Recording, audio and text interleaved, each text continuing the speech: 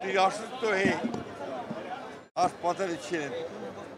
আপনারা জানেন যে গত দুদিন ধরে তিনি আবার অসুস্থ হয়ে এবার কেয়ার হাসপাতালে ভর্তি হয়েছেন এবং গতকাল রাতেই ডাক্তাররা বলেছেন যে তার অবস্থা, শারীরিক অবস্থা অত্যন্ত সংকটময়।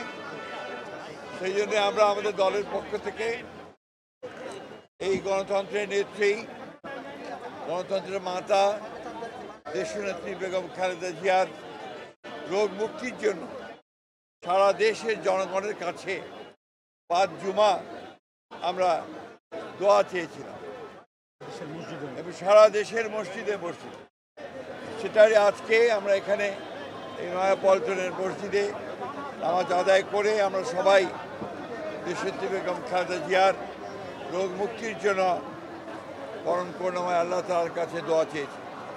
আমরা দোয়া চেয়েছি তিনি যেন আল্লাহ যেন তাকে সম্পূর্ণ সুস্থ করে দেন, সুস্থ অবস্থায় আবার জনগণের মাঝে ফিরে এসে তাকে দেশের মানুষের কাজ করার সুযোগ তৈরি করে দেন।